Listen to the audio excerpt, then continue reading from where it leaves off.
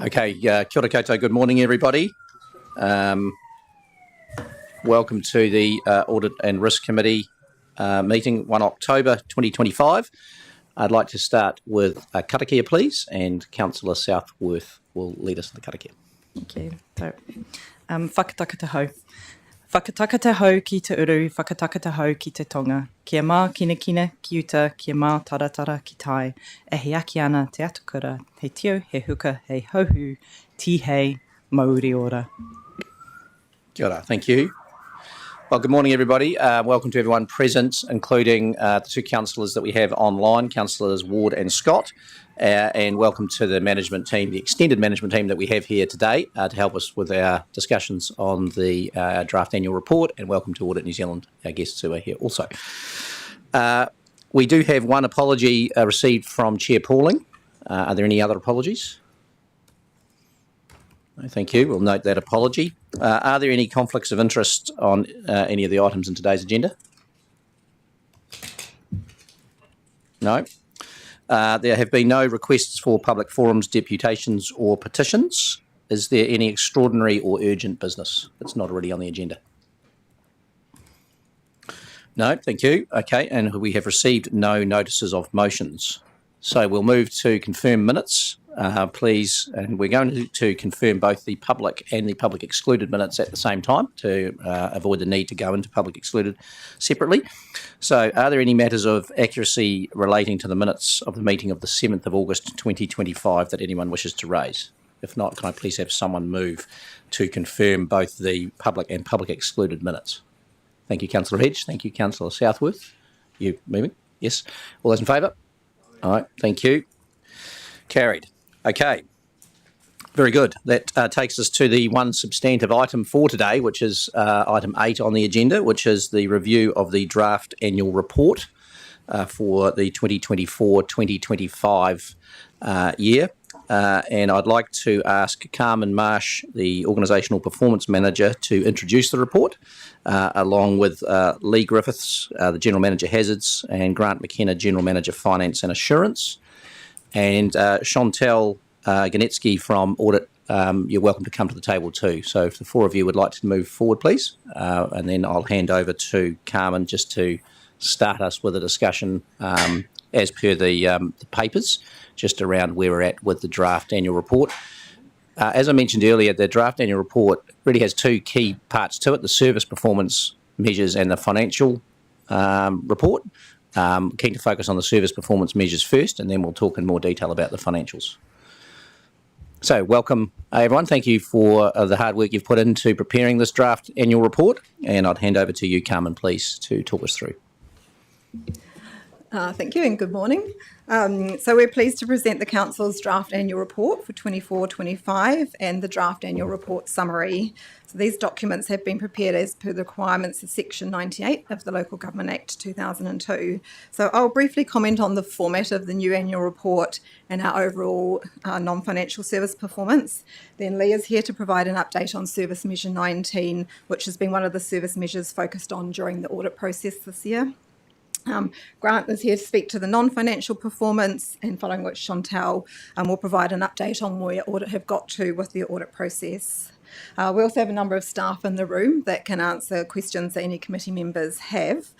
We'd like to suggest that the four of us do our talks first if possible, and then we open up for questions, but if you want to otherwise, please let us know. So with regards to the format for the annual report, this has been updated since our previous annual reports to reflect the organisation's change to the core services and to follow how we've set out our work in the long-term plan 2024 to 34. So other changes that we have included in the annual report have been more contextual information in the front section about the role of the Canterbury Regional Council and the inclusion of the summary outcomes reporting for the first time we've done this. So we've also included some more visual, what we're calling hero pages amongst our financial reporting to highlight some of the key activities and work of the Council over the last financial year.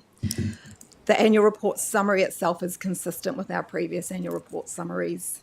So we're happy to receive any feedback on the actual format of the annual report. The draft annual report is, just want to clarify, it is in a draft stage. Final proof is yet to happen. So if committee members have any feedback on the actual format, or if you spot any typos, please send them through to the governance team and they'll forward them through to myself and my team for correcting.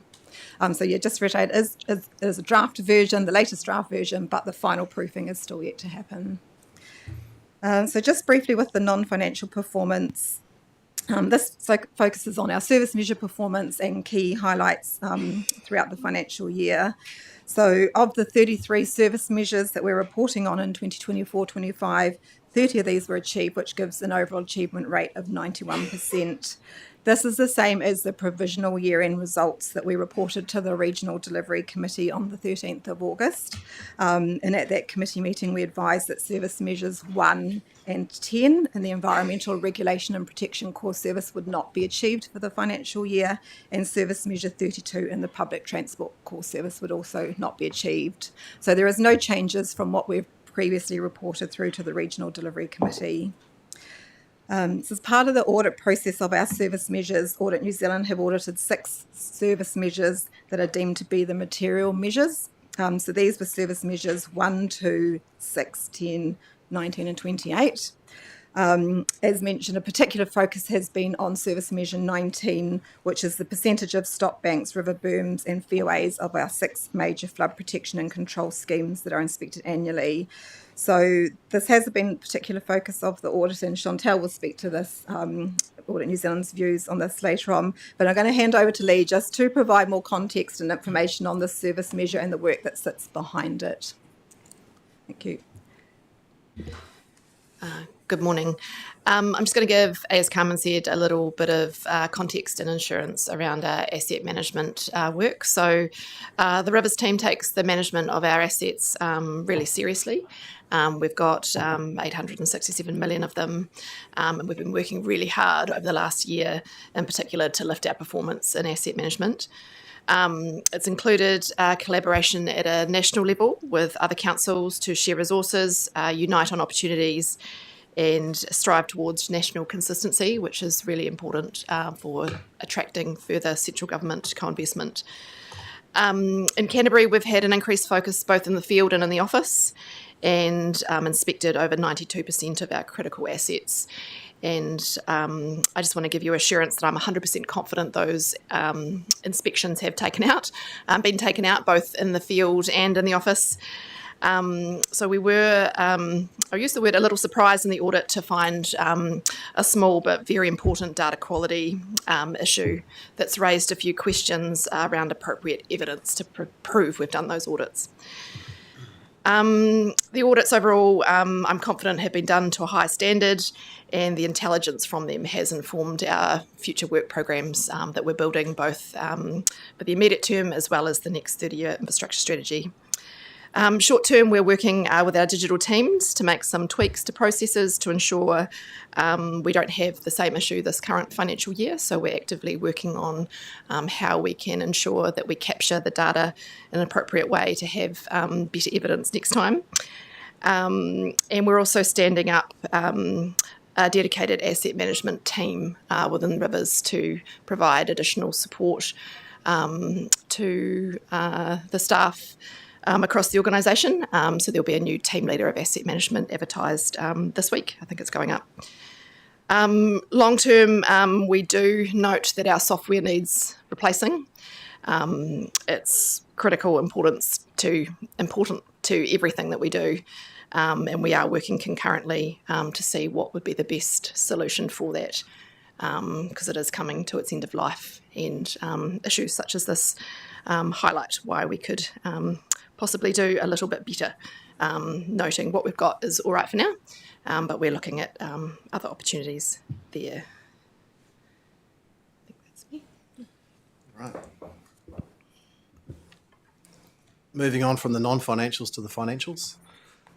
So the financials are presented and they're a follow-on from previous discussions with Council and the Regional Delivery Committee. And the heart of the financials is really the Statement of Comprehensive Revenue and Expenditure, what I like to call the P&L in classic terms, profit and loss. And that consists of two key areas, what I call operational, the things that we can directly control, and then non-operational. So at the bottom, you've got other comprehensive revenue and expense, and that's largely not in our control because it relates to valuation outcomes that are very difficult to predict and to control. And it's across multiple asset classes as well. So the operating surplus is 12.4 million, and that's a favourable variance to budget of 25.5 million. And the drivers for the underspend there are vacancies, interest rates, rescoping of planning works, public transport indexation rates, and delayed delivery of organisational projects. The flow and impact of that, of course, is higher cash balances and lower debt in terms of the balance sheet side of things that flow from that. So the overall surplus, when we take account of the non-operational aspects, the valuation outcomes that I just mentioned, that shows a surplus of 38.6 million, which is 78.3 million unfavourable. So it switches to unfavourable in the bottom line. And the reason for that is because the non-operating budget projections, again, for those valuation outcomes in the long-term plan, they're very difficult to predict when it comes to doing a budget. And we have relied on Stats NZ indices to estimate those, but clearly for this financial year, they're a bit optimistic. So that's the difference there. But we also have resolution of a long-standing issue relating to Karakia land ownership. The good news is it's been resolved between ourselves and Audit New Zealand. Thanks for that. Good to see this one resolved. But it does come with a price tag of 31 million, which is down the bottom in the non-operational section. Previously, that was a contingent liability for many years, so it's well known, that issue. And I think, that summarises the financials, the key components.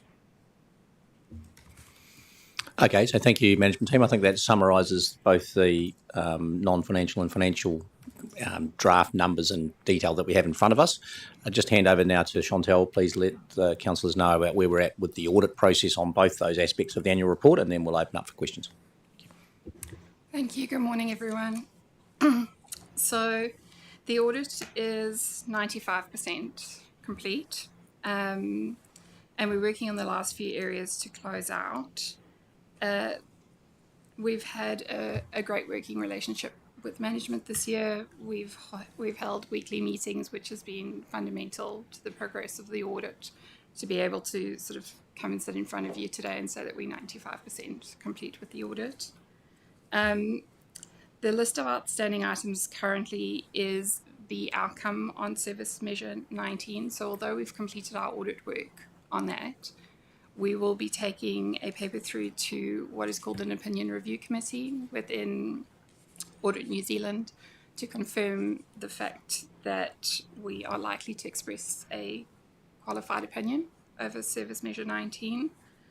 The work on Service Measure 19 has been limited due to an inability to be able to get evidence to support the date, time, and person who conducted the review of the fairways and river berms that have been captured on GIS.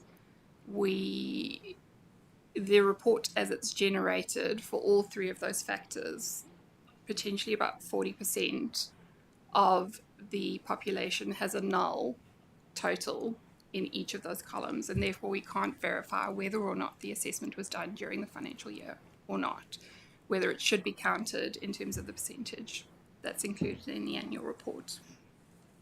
We also noted that the measure doesn't include all aspects that we would expect through the DIA mandatory measure. The DIA mandatory measure requires flood protection and control work to be maintained and disclosed to show what repairs have happened and to show what the new renewals process is with regards to those. We are in the process of, as I say, working through the opinion impact for ECAN. The opinion review committee has been set for the 7th of October. The other items are quite minor in terms of final checks that we need to do. We had some adjustments that needed to be made to key management personnel and severance pay disclosures. We were working through some final narrative disclosure around some of the service performance measures, and we have one outstanding bank confirmation. We've been able to verify the balance, but there's a whole bunch of other checks that come with the final bank confirmation received.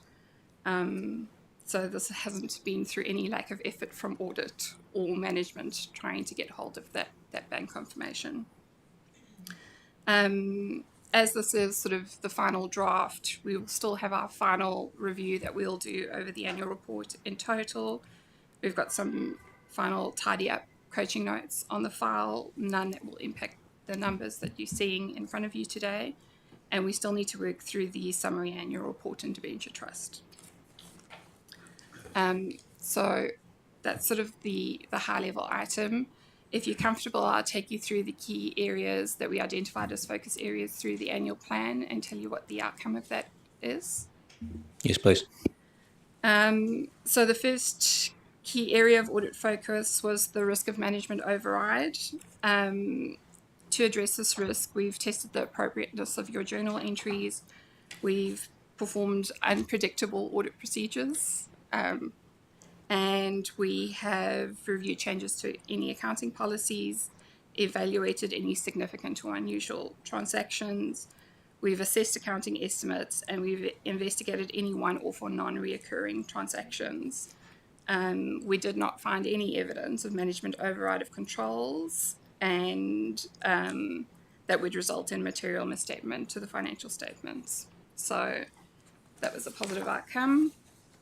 We looked at asset impairment considerations. We reviewed the impairment assessment paper, assessed the reasonableness of key assumptions, and we've assessed how management have addressed estimation uncertainty. Part of that was working through the required land reserve accounting in the original set of accounts, which was initially recognised as an impairment. We now feel it's better recognised as a derecognition of assets. And those corrections have been flowed through your accounts appropriately. We've looked at the valuation of your flood protection and buildings, and we did identify some items that had to be corrected by the valuers, but those corrections have been processed through the valuation report and then ultimately through your accounts, and those are now appropriately reflected. And we are comfortable with the methodologies and key assumptions and data inputs that have been used through that process. Forestry assets was another area of audit focus. We've worked through reviewing the accounting treatment, the appropriateness of the valuation. We did benchmarking against other councils within New Zealand to make sure that the prices and discount rates are comparable and there's alignments of indices and assumptions across the sector. We challenged management and the valuer around any of those assumptions, and we've monitored the regulatory developments around the emissions trading scheme. We were comfortable that what was included in the annual report was appropriately reflecting those assumptions. As mentioned earlier, our material measures that we focused on was Service Measure 1, which was notify and make operative regional policy statement and targeted amendments to Land and Water Regional Plan. Service Measure 2, which is the percentage of resource consent applications processed in accordance with the statutory deadlines. Service Measure 6, which was percentage of instances of significant non-compliance, where we take action. Service Measure 10, which is around the eradication of progressive containment pests, and they controlled and prevent pest reduction. Service Measure 19, which is the stop banks, river berms and fairways inspections. And Service Measure 28, which is the percentage of customers satisfied that Metro public transport services. We were comfortable with some few tweaks around the disclosure. on most of those items, with the exception of Service Measure 19. In terms of Service Measure 2, which is the percentage of resource consent applications processed in accordance with statutory timeframes, we assessed the accuracy and completeness of the Council's reported performance for processing resource consents. We did identify some where the documentation around start and stop times was not appropriately done. It was not materially different, but it is something that will be sitting on your letter of representation, because there are improvements that can be made around the recording of that information. But it is not material, but it is above our trivial assessment for error. Thank you. Thank you, Chantal, and thank you to your team for the work that's gone into the audit process. Just so councillors are aware, the paper that Chantal was reading from did come to us fairly late yesterday, so it will be circulated to councillors. So you will have a hard copy of that report to read. Chantal's done a great job of summarising it. I had it here in front of me, but we will circulate that to you all after this meeting, so you will have a copy of that. Thank you. Okay, well, thank you all for that, those updates. I think it's pretty clear where we're at with the process. We have a very solid draft annual report in front of us, both with performance measures and financials. At this stage, the financials piece, I think, largely is done. There's nothing further around those. The service performance piece, obviously there's the one service performance measure that there's a little bit of work from an audit point of view, but I think largely what you have in front of you is a very nearly final draft annual report. So the expectation is we can discuss that today. It's not for approval today, as we know, but hopefully it's for approval as a draft. So it's not for final approval, sorry, today, but it is for approval as a draft that we can bring forward for the incoming council to have some comfort that it has been reviewed, checked and considered, and then they can approve it early in their new term. So I will open the floor to councillors for questions. I know there are a few, so happy to take whoever wants to go first. Councillor Southworth. Okay, thank you. So I've got 3 questions which are all relevant to, although I'm not sure if the guys at the table are going to answer them, but I guess that's fine. Whoever needs to can go. So this is all relating to paragraph 14, financial performance. So maybe on page 21 of our overall report. My first question is around the underspend on public transport. And so am I right in thinking the rates have been taken as they were set for public transport activities that we thought we were going to deliver, but then the government didn't come in and bring the funding that we needed to do that.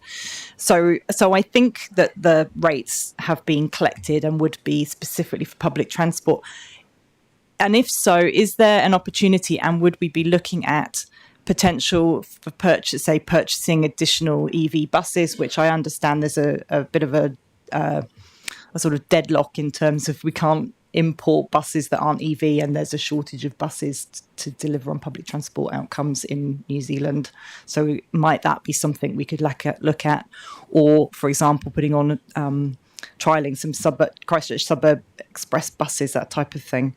So I guess the question really is, are the funds available to have a think about, is there some good, sensible things we could do with that funding to continue to advance our public transport service?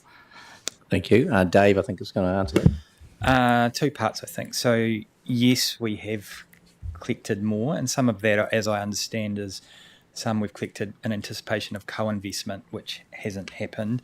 Yes, it carries into reserves, and yes, there is... in the PT's updates to the council and through other forums have outlined their, work plan and priorities. I can't comment specifically on the EV piece because I literally don't know myself how that fits within those plans. So yes, there are options that the council has going forward, and that will, PT are continually will have provided updates around their planning. Yeah. Then I'll ask the next question actually is on PT, is a PT related one as well in the report. So I'll jump to that and come back to my other 2. So on page 20, I can't work out if it's 24 or 22, the one with the of the actual annual report page, the one that's the tabulation of outcomes and core services. So there are a couple of pale green dots under the column which is total mobility and community vehicle trusts. A couple of pale green dots against the service measures which are reducing impacts. Increasing accessibility by public transport and increasing inclusive access to public transport. And I would have thought that the community vehicle trusts and total mobility were absolutely delivering very directly on those outcome measures, but they only get a pale green dot instead of a dark green dot. And I'm just wondering why and how is it? Is it based purely on the sort of number of people, or is it based on something else that means it goes to pale green instead of dark green, or should it be dark green? Thank you for that question. So just to clarify, this page is a summary of our outcome measures, which is the long-term outcomes we're seeking for the community and the environment. So it's not connected to our service performance measures. So I just want to clarify that first.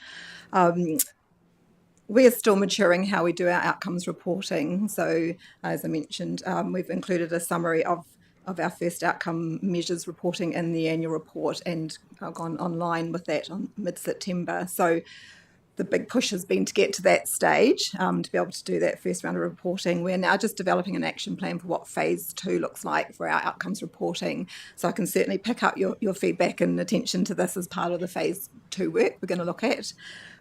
Insofar as what we've got here at the moment is it's a subjective assessment as to how direct, the darker dot is how direct that particular service contributes to the outcome, and the lighter dot is it contributes to it, but it's not as direct a connection. So, but we can definitely revisit those two that you've called our attention to, and re-question why did we say one's more a direct contribution to the outcome, total mobility, community vehicle trusts, should that be equally as direct a contribution to the outcome? So thank you for drawing our attention to it, and we will pick it up as part of the next phase of this work.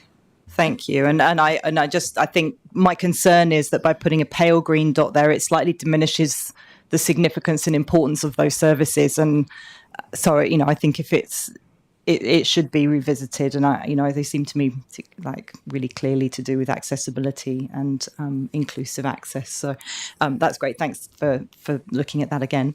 So then going back to paragraph 14 on page 21 of the agenda.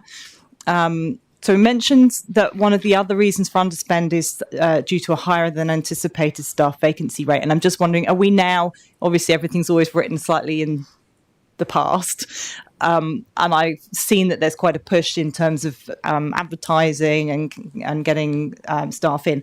Is that paying dividends? Are we making progress and actually getting people into those vacancies now? So I'll answer that. Thank you for the question. So from an annual report perspective, we've explained the variance, but I think your question more is how we're going in the current period. I think two things. Well, firstly, you have seen increased advertising, which is good. The planning area, for reasons known to you around our current review in that area, it's likely we'll still have vacancies for some time until there's more certainty about our role. And in the digital space, which is another big area of vacancies, we're working through that. Some of those advertisements you may have seen maybe in that space, because I'm personally aware of the progress that is happening right now. So in those two areas, they're the material areas we are making. One of them we're making progress, one of them we're still holding. And I've tried to pick on the two material ones to give you an update. Yeah. Thank you. And then my final question is, so we mentioned also that there were delays or deferrals in organisational improvement projects. And so, which I think certainly deferrals is intentional, not just by something else. Delay might just, might not be so intentional. So I'm assuming that some of these are actually intentional delays and deferrals. So is there, given again, we've got some budget that's been taken in, is there an opportunity to look and see actually are some of these organisation improvement projects something that are worth bringing forward again? So I just make a couple of comments on that. So there have been some delays, but I think there's an underlying thing here that maybe the wording's not quite right. Some of it's delayed spend, because in a couple of instances that you've had visibility to, the Smart Enabling Regulator and Financial Management System, we've been in a design phase, which has had a heavy internal staff input as opposed to requiring external use of funds. And we're learning, I guess, how to budget and phase when the external cost comes through. So in reflecting on your question, I think, yes, there have been some delays, but secondly, it's more phasing, and we've allowed for that in this financial year to keep those moving. And it's a real focus of the executive team right now. Okay, thank you, Councillor. You happy? Thank you. I'm going to go Councillor Swiggs and then come back to Councillor Robinson. Councillor Swiggs. Kia ora. Firstly, great report. Thank you very much for everybody who's put the time into it. I thought it was really good, and it really is some really good results in there. I think from reading it, the organisation as a whole is in a pretty good position, which is really good. And there's a lot of improvement that has happened in the way that I've seen the results show, but there is obviously still work to do. I had a couple of questions. One, I'm going to pick on the total mobility piece. In the circle that we've got on page 28, and I think it's repeated somewhere later down in the report, total mobility and community vehicle trusts are just lumped into one group. Can we have those separated, because they are quite different services? Or is there a reason why they're together? Sorry, can I just clarify? You're talking about the financial, the expenditure for those. So they are actually grouped together under one service through our long-term plan and annual plan, which is why we've reported back as per the services that were agreed through those planning processes. The community vehicle trust is a very minor portion of that spend, so it probably wouldn't actually show up on this ring diagram if we have it separated out, but we might be able to reflect it in the text instead. I think it would be useful to reflect it in the text. The reason that I'm asking, and it's not mentioned anywhere in the annual report, because I'm thinking about the government review that's going on, and that's a risk that that the service has, but also the cost of the service is a risk to this organisation, and the cost that it's unbudgeted expenditure. It's an open checkbook effectively, because I was just looking at the numbers. And what I wanted to understand is that $15.1 million that we have as the expenditure, is that just our share of the expenditure, or is that the total expenditure including the subsidy that NZTA provides? I believe that's the total budget for it, which we then are reimbursed for a portion of it. So it's not all collected from rates. No, that's great, because I was wondering, because it's a $29 or $27 per trip subsidy that's been attracted to that at the moment, which is it's a significant when we're talking about it in terms of the public transport space. On average, I think we're talking about our subsidy per trip is about $7 or $8 at the moment on average, and I just think that needs to be highlighted as a risk to the financial sustainability of the service, especially. So that's just one thing that I had on there, because it's a real, and I know the government review is somewhere in the pipeline, and that needs to be, I think, should be mentioned. The next one, the consenting revenue, moving to 66%. We met 56% this financial year 25. That's cool. Is that having any unintended consequences? What I'm thinking of is community projects having a more cost associated with their consenting processes. Has there been any sensitivity analysis done? Because I'm thinking, some comment I made a while ago around 80%, moving that to 80%. Is that even feasible? So these are questions that I'm having in the back of my mind. Sorry, can I just check which page you're on there? Do you know? Sorry, I haven't got page numbers necessarily, because I'm just looking at notes that I've taken. Okay, that's cool. Thank you. I only wrote a couple of pages. No, it's all good.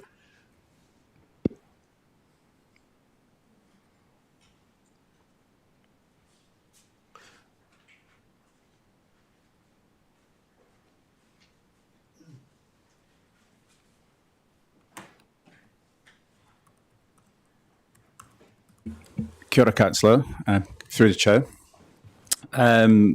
You referenced to the 66 cost recoverable budget that there's no concerns about recovering to that level. There isn't any concerns covering to that level at that stage. I didn't quite follow your other question. Yeah, so there was in the annual plan there was talk about moving that target to 80%. From the evidence that we're seeing at the moment from the 66%, do you believe that would be achievable or even possible? I'm not sure it goes to 80%. Are we? You may be speaking about the compliance budget that goes to the consenting revenue. The notes that I have here is the consenting revenue. So it was, at the moment we're at 56%. We're moving to 66%. Would it be, from the evidence that you're seeing, moving from, you said you're okay at 66, but moving to that 80%, do you think that would be even possible? Or are we seeing some stresses in the system at that 66%? I don't think it goes to 80%. Have you got the page number that you're referring? I'll come back to this one because I think it's a deeper conversation that I would like to pick up. Okay. Yeah. The next one that I had was telemetry. The vulnerabilities that were mentioned in the annual report. Have we got a capital plan in place and to sort that issue? What I'm thinking of is, like we've done before the deluge, is that part of that? A couple of things there. So as an organisation, we have stood up a dedicated flood warning improvement project. And I know our science team have been working very, very hard looking at the current state of telemetry as well as future needs and backup power sources and all sorts of things. So we have put in a proposal as part of the Regional Infrastructure Fund application to ask for a total of $2.5 million of including government co-investment to do that to work faster. So staff have been busy working out how much we have to do and in what time frame. So if we got that money, it would allow us to do it quicker. Concurrent to that, we're also building what we need to do regardless in terms of the next 30-year infrastructure strategy and how we could shuffle budgets and things. So it's definitely being worked on. There's a huge amount of work happening in both science and digital addressing that critical issue. And if the money doesn't come through from the before the deluge, do we have a plan B that I think you just kind of touched on that, and how fast can that be rolled out? And do you think that this is something that the newer council probably should get over top of? Because I think this is quite a critical risk. So to give some assurance, we are actively doing things on the ground now. In regards to looking at current budgets, it'll be a conversation around what could be reshuffled, noting we're only also 18 months away from the next long-term plan. So I guess as the person accountable for that service, I'm comfortable we're moving at a good pace now. We should know if we're going to get any central government co-investment soonish. So they keep saying. We have adaptability within the next 12 months if, for example, that money didn't come through to make a bit of a plan. Thank you. And the last question I had was around... Just an annual report. Can I just remind, we want to focus on the annual report here, so the content around the annual report. So happy for another question, but if it's specific to something that's actually in the annual report. Well, that was in the annual report. Yeah. Okay, fine. Far away. The other question I have is around the reserves and the treatment of how those, the process around topping up the reserves, so that we've had a $12.4 million surplus. And I just wanted to understand, and it might be useful to have within the annual report, about what the mechanism is turning those from, when you've got that surplus, we're putting that into reserves. It's stated in there. But questions I will get asked by the community is why you're not returning that money to ratepayers or paying off debt.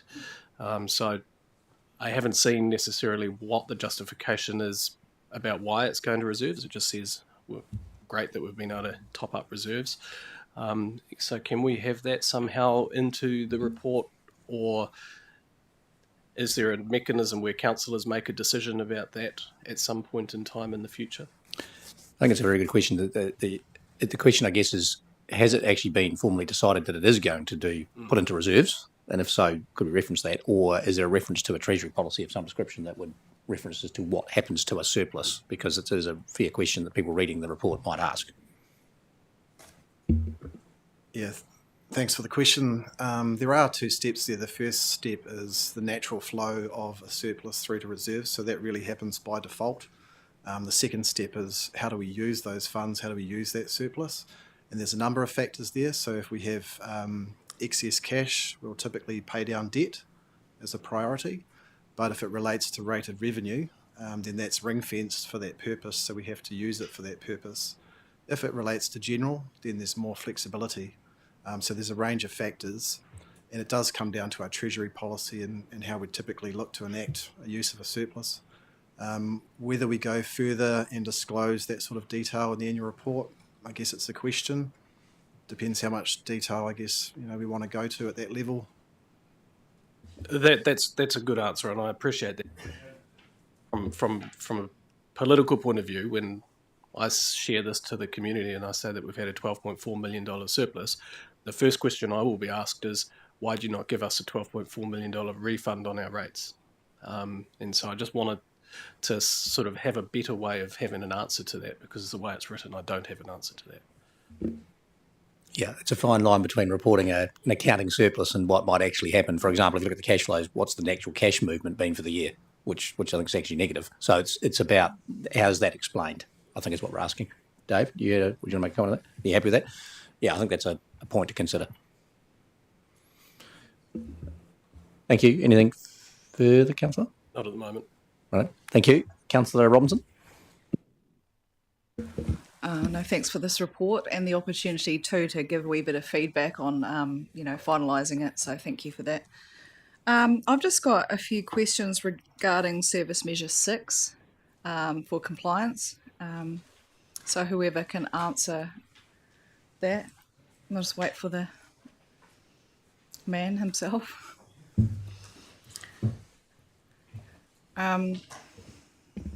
Thank you. My questions are regarding the significant non-compliance. Just with regards to the 82 instances and of non-compliance and action plans created to assist the consent holders. The open abatement notices, of which there were 16, I just don't see anything here considering the significant non-compliance of anything requesting infringement notice payments or any prosecutions. And I would just like a little bit of information about that, considering the non-compliance significance. And then I've just got a further question. Thank you. Thanks for the question through the chair. So as you know, the action plan process is the way in which we manage non-compliance and get non-compliance to compliance.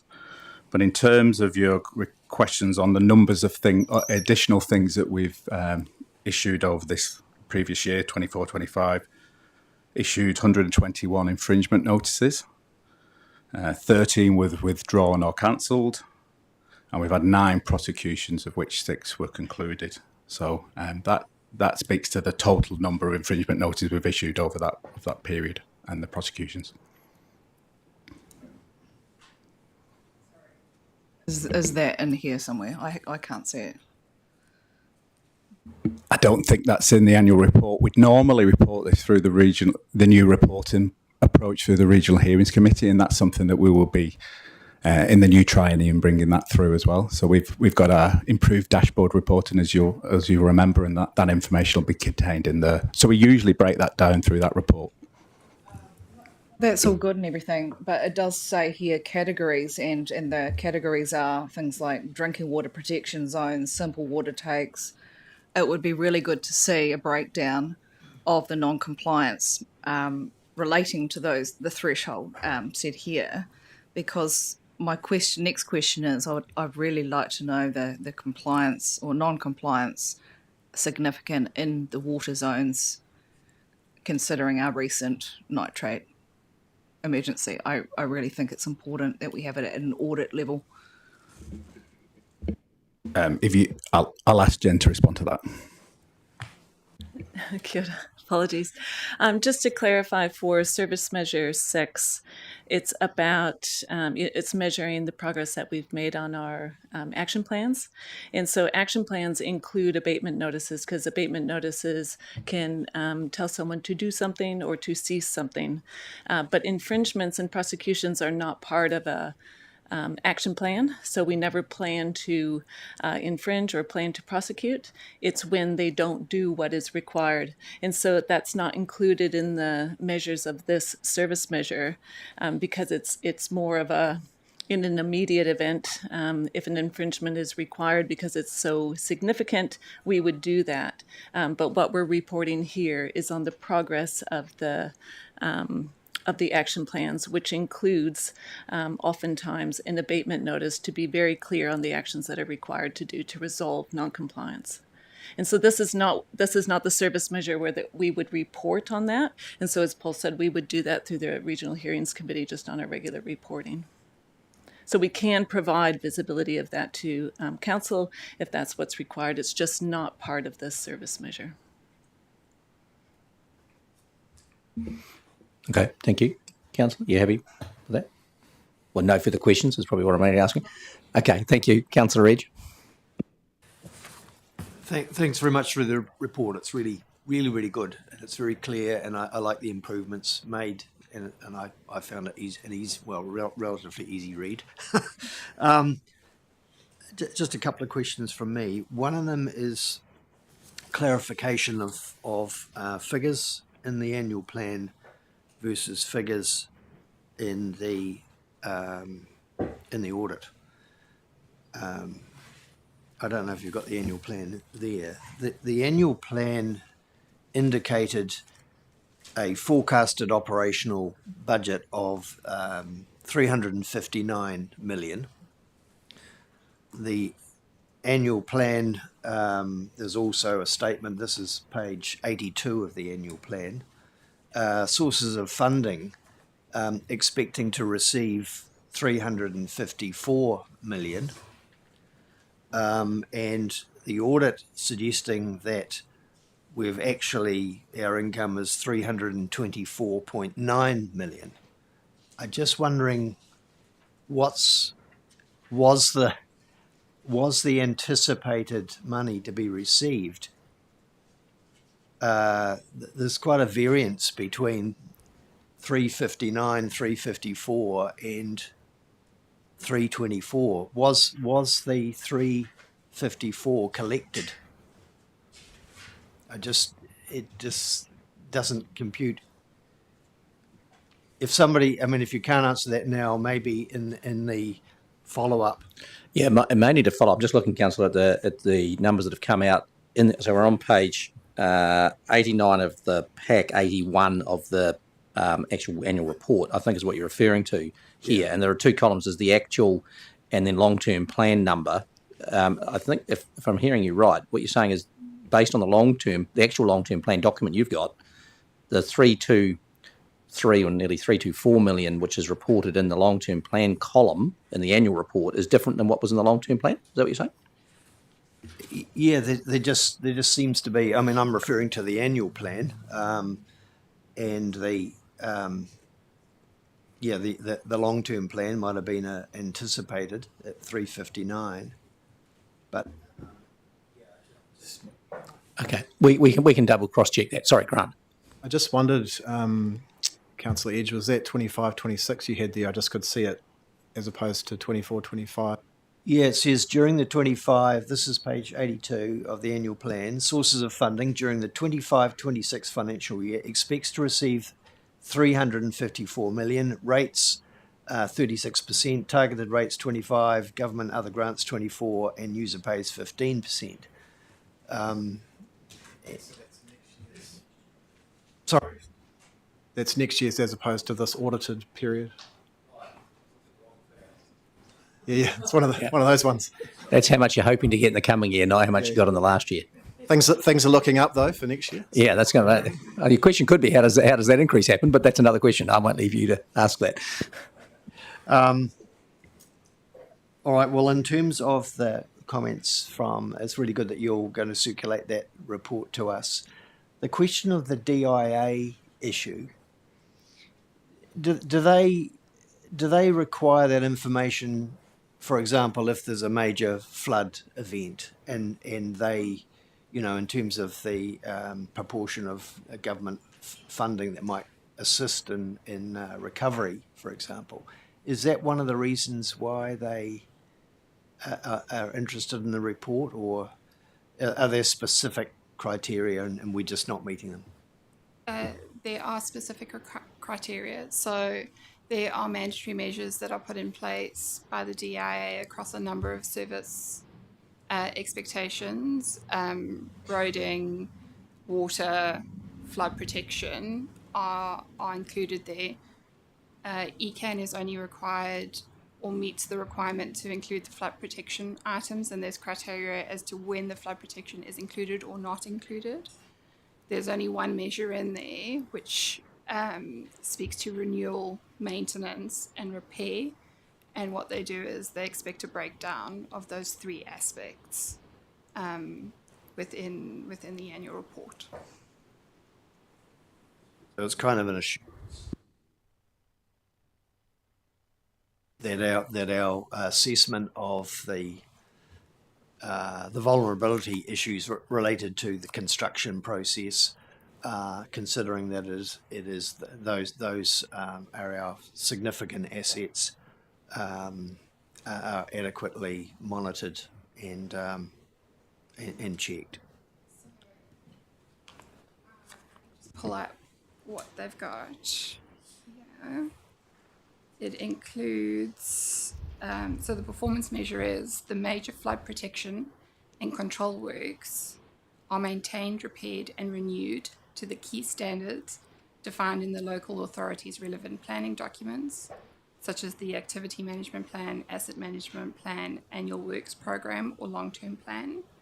And what they do is they provide a worked example of how it can be disclosed, where they talk to completion of a maintenance program and the target being schemes are maintained to their full service potential. Repair, where they talk about flood damage identified, prioritised and repaired within the year. High priority works undertaken as soon as practically possible. And then they talk to renewals, where they talk around the completion of the renewals program and reconstructed flood bank being restored, and whether or not that's an achievement of individual renewals or whether or not it's a percentage that's disclosed needs to be included in the annual report. Yeah, it sounds like it'll be very interesting and very useful in terms of assurance, the risk assurance part of us in terms of the liability, thinking liability, those sort of issues. Sorry, Councillor, can I just ask a follow-up on that specific point? So that measure's been required, I think, since 2013. Have we not been reporting it since then, and has DIA not asked for it since then? No, it has been reported previously. I think with the rejig of the service measures through the long-term plan, the discussions that we've had with management is that measure was sort of considered through the process, but potentially some of the legs were left off around the renewal and repair aspects, because the inspections effectively are determining whether or not the flood banks are being appropriately maintained, because there's a conditional assessment attached to them. But the renewal and repair aspects don't appear to have been captured. In the current year? In the last long-term plan. Yes. In the last, okay. Thank you. Yeah, sorry, yes. Yep, sorry. I'll just add to that our team is working with Audit New Zealand on how we better capture that service performance measure for the financial year we're now in, and then what we do for the next financial year where we will develop the annual plan 26-27. So we are working with Audit New Zealand to make sure that the service measures that we might adjust for this year, how we can do that and better report on that throughout the year and in the next annual report, and then what we can do in preparation for the next annual plan. So that we will take advice from Audit New Zealand as much as Chantal can give us advice and address that. Okay, so that should cover that DIA issue going forward too. Yeah. Okay. Thank you, Councillor Edge.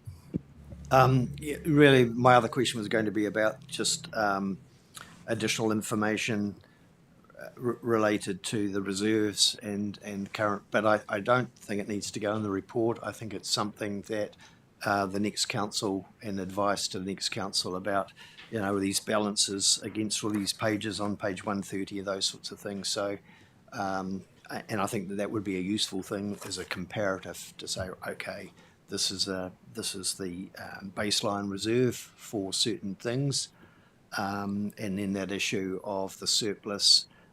What are we required? For example, if it's a PT targeted rate, that has to go back into PT. What people do with that is a decision that might be the next annual plan or the long-term plan process can deal with that. So even though it might have been collected, it's like a forward assessment by the committee. One on page 135 and 127 of the actual report, it has note 19 operating lease expense and note 20 operating lease revenue. I'm just wondering, is there what happens to rents or leases that are in perpetuity? Is that a separate figure or included in that? Yeah, so you're talking about land there in perpetuity, and that is included. Yeah, right. So the building side of things is in note 19, and the land side of things is in note 20. So there's lots of detail within that. Those are collapsed lines, multi-millions, but yeah, it's all in there.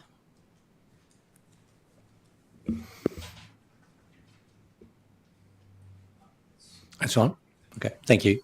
I think the point you raised about reserves is actually interesting. It does link to the point Councillor Swiggs made earlier, I think, about the surplus too, and it is useful, I think, as a briefing for the incoming council just to understand when you have a surplus, is that actual accounting surplus, is it a cash surplus, and then what is the impact around reserves and treasury policy around debt management. All that probably needs a little bit of an explanation, I think, for incoming council, just to understand those linkages between that. I think that would be useful.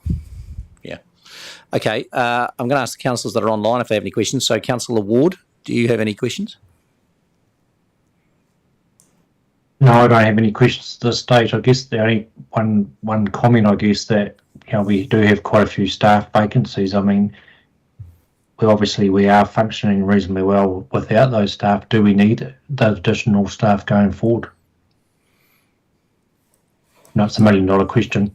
No, thank you. Interesting. Yes, it's a point for council and future budget and discussions, I'm sure. Yeah, thank you. Councillor Scott, do you have any questions?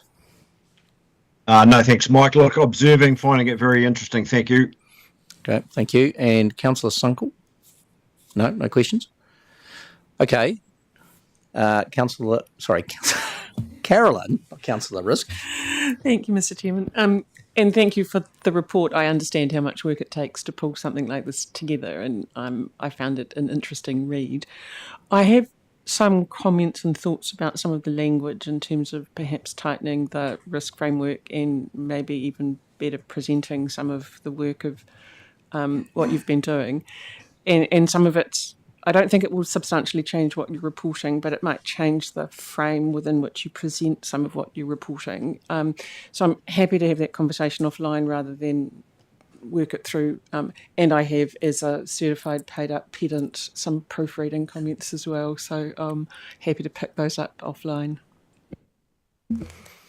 Yeah, thank you. And that's a useful reminder, as we said at the start, actually, if you do have some edits, some wording changes or anything like that of any nature, please do feed them through to the governance email and they can get picked up, or I'm sure if you wanted some time on a call to discuss them, that would be fine too. Okay, do we have then any further questions or comments anyone wants to make on the draft annual report before we move to the resolution around receiving and endorsing them, subject to anything further? Grant? Yeah, just one quick comment. There may be some interest in general reserves, which is actually featuring in note 17 under equity. So there's 14.5 million there as the closing balance for equity, and I just wanted to say that 2 million of that relates to general reserves, for those that were interested in knowing that figure. Okay, thank you. Anything else? No. Yes? Can I just recap round for service measure 19? So there's two issues that have been highlighted. One is the evidence for what we've reported against that service measure this year, that Lee has spoken to the work that's going to happen, and clarified that the action on the ground is happening, the inspections are happening, it's just making sure we've got the right evidence to meet audit requirements. And then the second part of that is how we meet the requirement of the DIA. So where we previously had 4 different service measures under the previous long-term plan, 2021-31, through refining our service measures in the current long-term plan, we have condensed that down to one broader service measure, which we now, despite that long-term plan having been audited at the time, we didn't pick up that wasn't going to meet the requirements of the DIA. So we will continue to work on how we adjust that for the current financial year and for the next financial year. So just to give that assurance again, because that's been the focus of a lot of this discussion, that staff will action this. Yes, thank you. And I think it's important that for the minutes of this meeting, that's clear, because we are going to be asking the incoming council to actually formally adopt the annual report. And I think if I was an incoming councillor who's not around this table at the moment, I might want to be assured that that's actually what's happening as well. So I think it'll be useful for us just to make sure that that's reflected appropriately in the minutes, please. Okay. Does anybody have anything else then before we put the resolutions forward? One, Councillor Southwood. Only just, you said comments as well, and I wasn't sure whether actually you want comments after the resolutions, or is this the moment? Take the moment now. Just to say, because I'm always quite, I'm being a pedant as well. I always take it's question time, and so I do the questions, and then the thank you for the report bit to my mind comes in after the resolution. So I want to say thank you for the report. It is a huge amount of work. It always reminds me when it comes around each year that it's really good to look and see just what we do. Like, we do an enormous amount in this organisation, and it's so important, and we are making progress. We've really made progress in the time that I'm not saying it's on me, but we've certainly made lots of progress, and still lots to do, of course. And I think it's a great piece of reading for the new council to come in. I think it's actually really good that the new council will come in and pick that up and see it. And I think also congrats to the comms and the design team, because it looks beautiful as well. So I'm sure the councillors that come in will enjoy reading that and get a really good grasp of what we actually do. So kia ora. Thank you. Thank you. And as Councillor Swiggs has reminded me, yes, we will put the resolution before we have any further comments. So I've got a mover and a seconder for the resolutions. They're about to come up on screen, I think. So it's receiving the Canterbury Regional Council's draft annual report for 2024-25 and the separately circulated attachments, including the annual report summary, endorsing the draft annual report, subject to any changes requested by Audit New Zealand prior to the Canterbury Regional Council. And I'd say subject to any other minor amendments that may come through as well. And recommend to the Canterbury Regional Council that it adopts the draft annual report for 24-25 and draft summary annual report, subject to any of those requested changes either from councillors or from Audit New Zealand being actioned. People happy with that? I've got a mover and a seconder. Any further discussion? Yeah, again, I'll just say thank you for all the work that's gone on, and to the audit for your words to say that you've been working well with the team, which is good to hear, because that's not the case all over the country. So, it's really good. But I just wanted to make a comment around the impact reporting and our outcome measures results. I think that's a really awesome way of us reporting the work that we're doing. And if you go onto our website to the outcomes measures results, and it gives you a whole lot of information in there. So whoever's putting this information onto the website and collating this in such a way, it's really cool. And I we could even make a link to that in the annual report, because I think there's so much information in there that is really relevant to our communities and to the people that we're serving, and for the accountability, because the way that these things are is I find it really useful for an accountability, for a quick snapshot. So good work to everybody, and looking forward to seeing how the impact framework, the outcomes reporting, and our 3 core services permeate into the next few years, because I think we'll start seeing some of the accountability coming through. So looking forward to it. Thanks, everyone. Thank you. Councillor Sunkel. Just simply again to say thank you and reiterate the words of Councillor Swiggs. Everyone said it, so I will say it again just to say something really important. Yeah. Very good, thank you. Councillor Edge. Yeah, just reiterating too, a really good report, easy to read, and it's really good having the summary report at the end as well.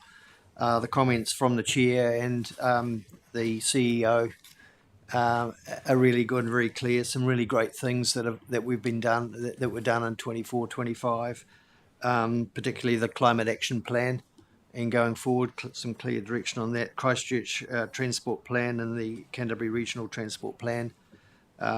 And other issues as well, but yeah, having the core services and the relationship of how that all goes through, and whether or not the outcomes are broadened in the next stage to give it a little bit more information. Not sure, but yeah, very good in the summary with the breakdown of the various costs and the various elements of that. I think it's very clear, and really I think we've done really well with the delivery, despite those things that a couple of them outside our control really. Obviously the regional policy statement having to be deferred under pretty much government direction was a real shame.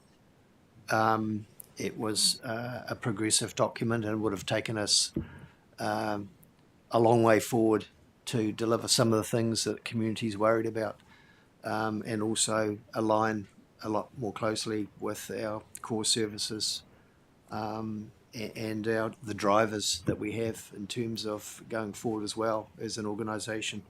But not to say that, I mean, obviously a good result. We managed to get through all the disruptions that have taken place 24-25, and going forward obviously uncertainty, but I'm pretty sure that we'll come through that as well under a new council.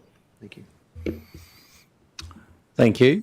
Any further comments from anyone? Just checking, Councillor Ward, any further comments from you? I'd just like to thank the staff and everyone that's put a huge effort into this report. Once again, it's an amazing document, and I mean it hasn't been an easy year, but we've achieved good results, and I'd just like to say yeah, well done to everyone, and I have no problem with adopting the report. Great, thank you. Any further comment then? We have the motion moved and seconded. All those in favour? All right. Anyone against? Thank you. Carried. Okay, that comes to the end of the substantive part of the meeting, but before we close, and I'm going to ask Councillor Southworth to close with Karakia, but before we do that, I think it is absolutely correct to recognise for Councillor Southworth that this is your final Audit and Risk Committee meeting, I believe.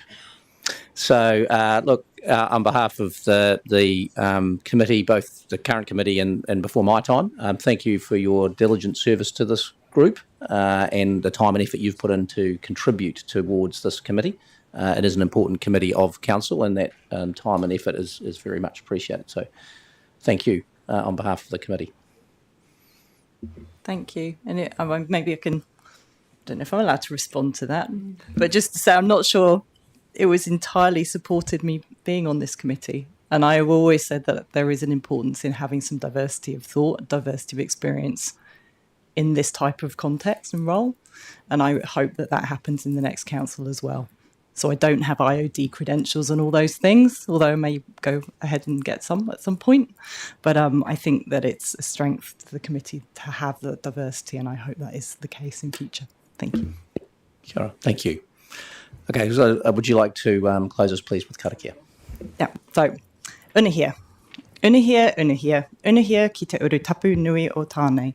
Kia wātia, kia māma, tēnā kau te tinana, te wairua I te ara takata. Koirā e rongo, whakairi ake ki runga, kia tina, haumie, huie, tai kie. Kia ora, thank you, and thank you everyone. We'll call the meeting to a close.